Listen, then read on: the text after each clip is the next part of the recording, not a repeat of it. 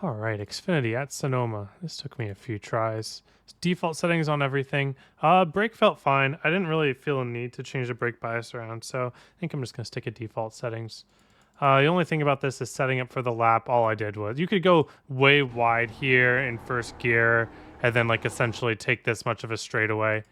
Um, you don't really need to do that though. It doesn't get you too much, especially because you need to be off throttle pretty quickly after the start finish line. So don't worry about that too much. Let me turn the engine down here. And then let me run this lap. I will tell you what gears I'm in as it's going along, and then we'll talk about it after.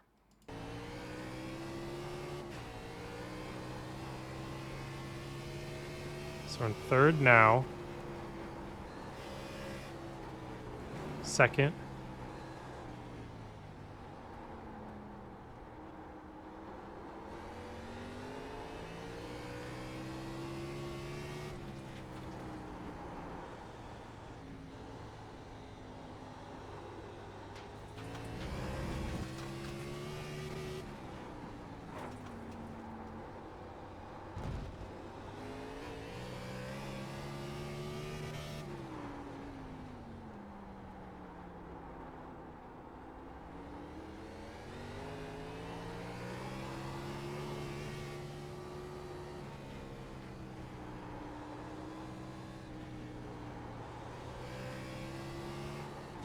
Third.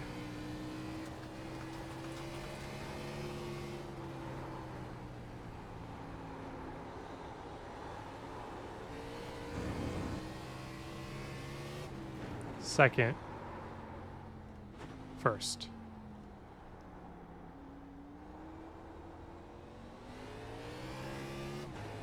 And then second and third. So honestly, watching it back, it doesn't feel like a clean lap. I am 2 seconds off of what Bobby Z does, which is about my normal in the Xfinity car, especially with the track of this length. So I'm just going to chalk it up to I am not as good, but I'll try to let you guys know where I made mistakes and eke out some more time. So my approach here is I want to get close to the inside wall, but you have to kind of trail brake into it. You'll be surprised. You're not going to be able to turn down into it as you feel like you can under full throttle. You really have to like let off and do a little trail brake to get it pointed. But then there's this little moment here where you could very well just coast, but you can gain like a couple tenths for free for just gassing up again. So that's what I do. Just gas up again for a little bit, and then I'm early downshifting into second because I actually want to end up like on. I've always found the most success when I could end up on this patch right here, like the apron or pit exit or whatever you want to call it. For whatever reason, I find the most success because we have to do a really quick weight shift. So I'm really trying to time it so that I get onto the curb here, and so I can flick the car to the right and keep grip. Notice how my tires aren't sliding here. Very easy to slide your tires if you're carrying too much speed through here. So you notice, look at my brake shape here. I'm actually hard braking and then trailing. So as you're hitting this like mini like moment of straightness right here, you want to hit your hard brake and then immediately trail into that right-hander. I've gotten fast segments tracking out, and I've gotten fast segments not tracking out. So it's just wherever your car is pointed after you kind of go over the curb here. You don't have to go over the curb. In fact, I don't love going over the curb, but you can. And it was one of my faster attempts. So it was fine. Really wait to throttle until your steering wheel is straight. It feels like you can go into third here, but there's just no point. I hate hitting this curb.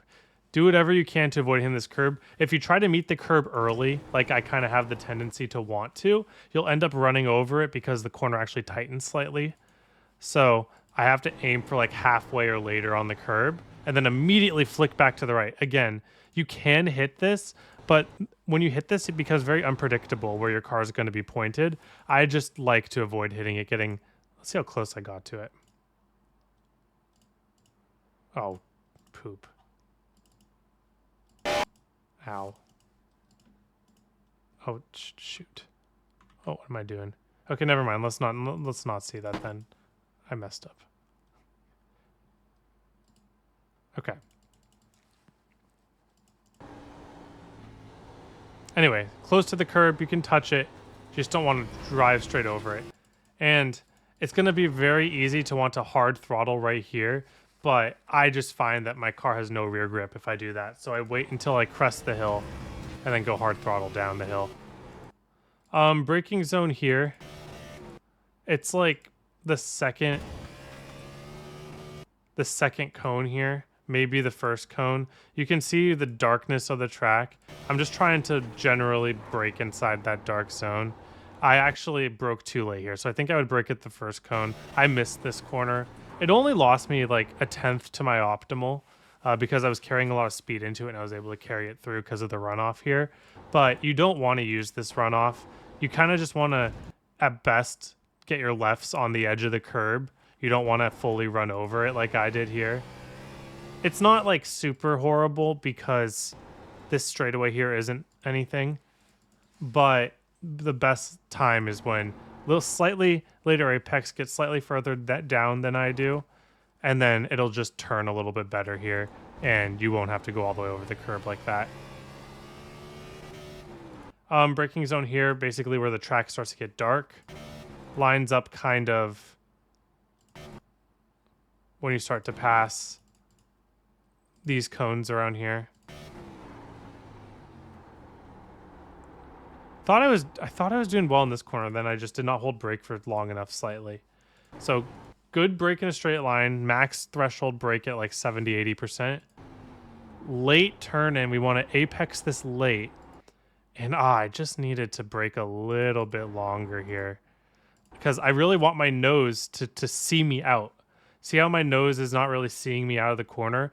By the time I get on the gas here, I want my nose to see me out of the corner more or less.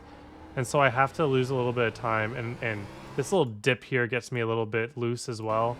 So it's just, I lose like a full tenth, if not two, by just not being fully hooked up through this segment right here.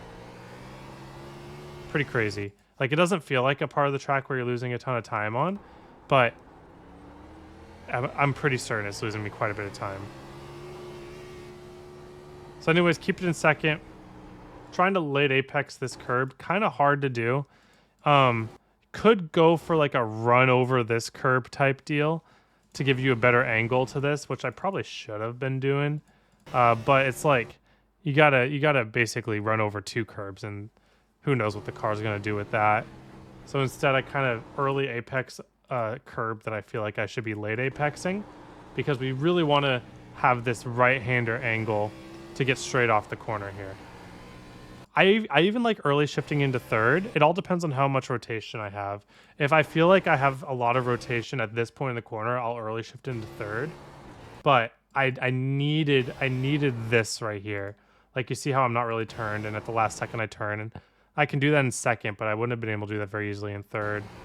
So get it into third, but gonna be really easy to want to full throttle here. We really want to stick right on the yellow line, or as close as we can, because we need to be like on this curb. If we aren't on this curb, it's not going to work. And then even then, my first committal here, I should have committed right there and I would have made it, but I missed this just a little bit, just about a quarter car width from the curb here, and that just causes me to slide out early. If you get that turn in early and you get your wheels right towards or a bit on the curb, then you'll be able to carry a lot more momentum through this right-hander than I was. Then finally, braking zone right after we go over this dip. Dip, brake, threshold brake. I think I could have broke a little bit later, but I was messing up a lot of laps by braking too late there, so I just didn't want to risk it. Straight line, threshold braking. Don't early shift into first. Early shift into first is just going to wheel hop you. Even like late shifting into first, I felt like I was going to wheel hop, but definitely get it done before you start turning in, because you need all of that like rotation that extra engine brake can get you, I guess. I actually don't. Don't really know the physics of why low gears turn better than high gears. I don't know the physics of that. Huh. Well, that's something to ponder on. Thank you all for watching. Hope you have a wonderful day. Hope to see you all on the track.